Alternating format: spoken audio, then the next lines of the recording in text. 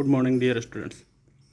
Today we discussed BSc Part 3rd, Paper 2nd, Nuclear Physics, Unit 2nd. इससे पहले हमने video में पढ़ा था न्यूक्लियर की स्टेबिलिटी, उसका स्थायित्व कैसे है। स्थायित्व को समझने के लिए हमने न्यूट्रॉन प्रोटॉन के रेशियो को ग्राफ के थ्रू सेगर चार्ट से उसको पता। नेक्स्ट है स्थायित्व के लिए प्रतिबंध क्या है, कंडीशन फॉर स्टेबिलिटी।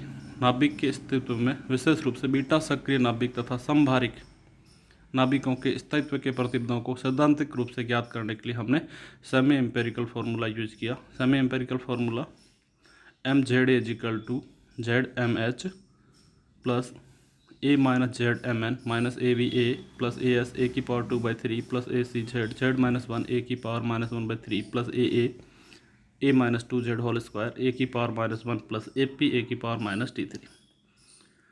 इसको रीअरेंज किया। फर्स्ट जितने भी टर्म्स है उसमें से हमने ए कॉमन लिया, then M N minus A B plus A plus A S A की पावर में 3। नेक्स्ट हमने जेड ले कॉमन लिया, देन फैक्टर ये एंड जेड स्क्वायर कॉमन लिया, देन फैक्टर ये। इस इक्वेशन को हमने जेड के द्विघात समीकरण के रूप में रीअरेंज किया। M Z is equal to alpha A plus beta Z plus gamma Z square plus A P की पावर माइनस 3/4, जहाँ अल्फा ये है, बीटा ये और गामा ये।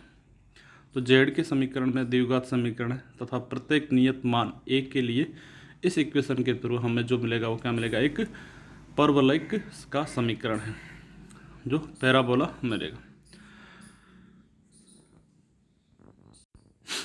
इस पैराबोला के कारण नियत मान के द्रव्यमान संख्या ए के समभारिक नाभिकों के लिए उनके द्रव्यमान m तथा परमाणु क्रमांक z के बीच खींचा गया वक्र एक परवलय आकृति का प्राप्त होता है। इस परवलय के वक्र से यह स्पष्ट है कि इसका जो मिनिमम पॉइंट है, यानी प्रत्येक ए के लिए z का कोई विशिष्ट मान होता है जिसके लिए m का मान न्यूनतम है।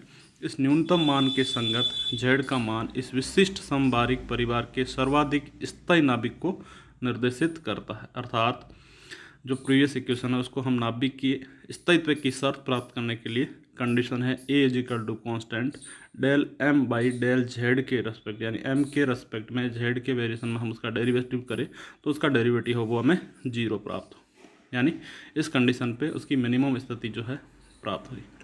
अर्थात विषम द्रव्यमान संख्या ए के नाभिकों के लिए ए पी 0 के बराबर होता है। इस प्रकार समीकरण 1 हमें केवल परवलय का ही प्राप्त होता है, जिससे स्पष्ट है कि विषम ए समभारिक परिवार के लिए केवल एक स्थायी नाभिक होता है। सात परमाणु क्रमांक Z0 हो, then del by del Z is equal to A is equal to constant, then beta plus 2 gamma Z0 is equal to 0, then Z0 is equal to minus beta upon 2 gamma. Beta और gamma की value रखने के बाद हमारे पास जो equation है वो है Z0 is equal to A plus 0.008 A की पावर 2/3 अपॉन 1.98 प्लस 0.016 ए की पावर 2/3। अर्थात हल्के नाभिकों के लिए प्रोटॉन संख्या Z लगभग a/2 होती है। जैसे जैसे a का मान बढ़ता है Z का मान a/2 से निरंतर कम होता चला जाता है। अर्थात न्यूट्रॉन संख्या n का मान a/2 से निरंतर बढ़ता जाता है, जैसा कि सेगर चार्ट से स्पष्ट है। अर्थात जहाँ प्रोटॉन की संख्या कम होती है वहाँ न्यूट्रॉन की संख्या बढ़ती जाती है। कंडीशन में फर्स्ट विषम ए समभारिक के लिए परिवार के लिए परमाणु का द्रव्यमान एम जेड ए तथा परमाणु क्रमांक जेड के मध्य ग्राफ आलेखित करें तो हमें निम्न चित्रानुसार प्राप्त होता है, जो विषम ए के नियत मान के लिए है ए पी इजिकल टू 0 हो, अर्थात वक्र परवलय आकृति का होता है, जिससे न्यूनतम बिंदु केवल एक स्थायी नाभिक प्रक्षित होता है। अर्थात ए इजिकल टू 91 के नाभिकों का एम व जेड का परवलय चित्र जो हमने शो कर रखा है, इसमें देखा रखा है नाभिक की बंधन ऊर्जा से कम बंधन ऊर्जा वाले अन्य समभारिक नाभिक परवलय पर स्थायी नाभिक की स्थिति के दोनों तरफ होते हैं। उनके द्रव्यमान स्थायी नाभिकों के द्रव्यमान से अधिक होने के कारण उनका क्षय माइनस बीटा इलेक्ट्रॉन या प्लस बीटा पॉजिट्रॉन या इलेक्ट्रॉन परिग्रहण इलेक्ट्रॉन कैप्चर द्वारा होता है।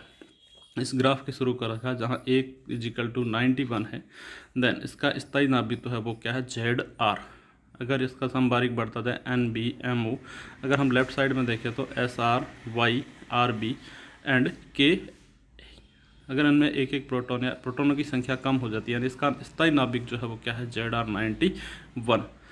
तो जो लेफ्ट साइड में है वो पार्टिकल क्या करते हैं, माइनस बीटा और जो अदर पार्टिकल है वो प्लस बीटा, दोनों का ही बीटा क्षय होता है, तब भी जाकर के वो स्थायी नाभिक में प्राप्त होता है। अर्थात क्रिप्टोन 91 नाभिक से माइनस बीटा क्षय द्वारा अन्य समभारिक नाभिक तब तक प्राप्त होते रहेंगे जब तक कि स्थायी नाभिक ZR91 प्राप्त न हो जाए। इसी प्रकार परवलय के दूसरी नाभिक से MO91 नाभिक के प्लस बीटा क्षय का इलेक्ट्रॉन परिग्रहण या इलेक्ट्रॉन को कैप्चर करने का तब तक क्रम चलता रहेगा जब तक कि वो नाभिक ZR91 प्राप्त नहीं हो जाए। अर्थात सम आनुभाविक सूत्र द्वारा बीटा क्षय की संभावना को प्रयोगों द्वारा सत्यापित किया गया। समभारिक नाभिकों के द्रव्यमान का अंतर का आकलन किया। यहाँ बीटा की वैल्यू रखने पर mz0 equal to alpha a minus 2 gamma z0 plus gamma z0, then a alpha minus equal to gamma z0। तो विषम नाभिकों के लिए स्थायी नाभिक के अंतर को समझने के लिए हमें ये देखा, then mza minus mz0a equal to gamma z minus z0 का होल स्क्वायर। अर्थात बीटा नाभिकों के खेल में उत्सर्जित ऊर्जा का भी आकलन करें हम तो Q minus beta is equal to mza minus mz plus 1a, then gamma z minus z का whole square minus gamma z plus 1 minus z का whole square, then 2 gamma z minus half, and beta plus में भी 2 gamma z minus z0 minus half. समभारिक यदि A समभारिक हो तो द्रव्यमान संख्या A वाले नाभिकों का विचार करें तो हम सम आनुभाविक सूत्र से देखते हैं। सम नाभिकों में युग्मन ऊर्जा अर्थात delta equal to AP a की पावर माइनस 3/4 ऋणात्मक तथा विषम नाभिकों में धनात्मक होती है। अर्थात सम नाभिकों की ऊर्जा विषम नाभिकों से 2 डेल्टा 2AP a की पावर माइनस 3 मात्रा में कम होती है।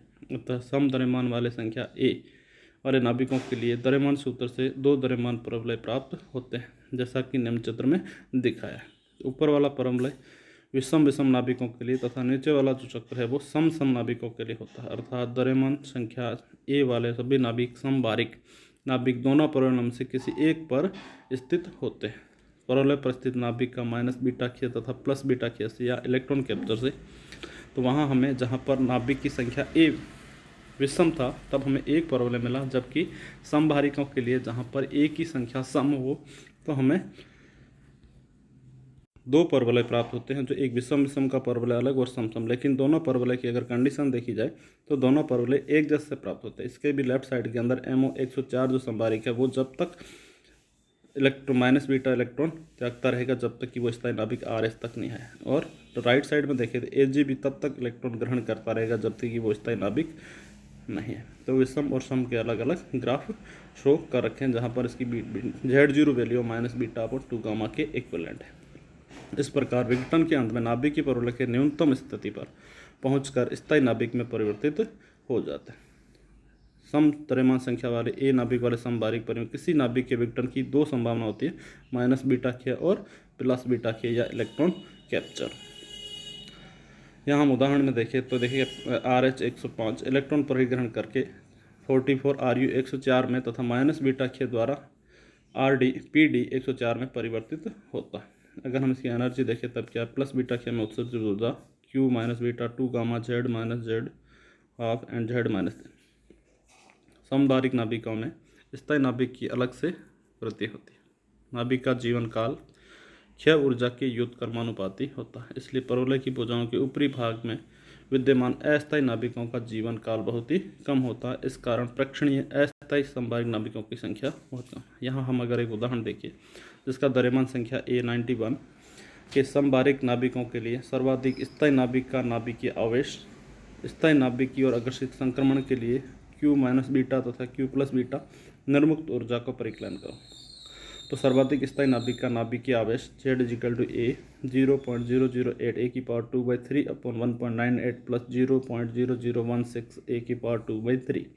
A की वैल्यू पुट करने के बाद Z की वैल्यू अप्रॉक्सीमेटली हमें 40 प्राप्त है। Then Q minus beta is equal to 2 gamma Z minus Z0 की पावर हाफ।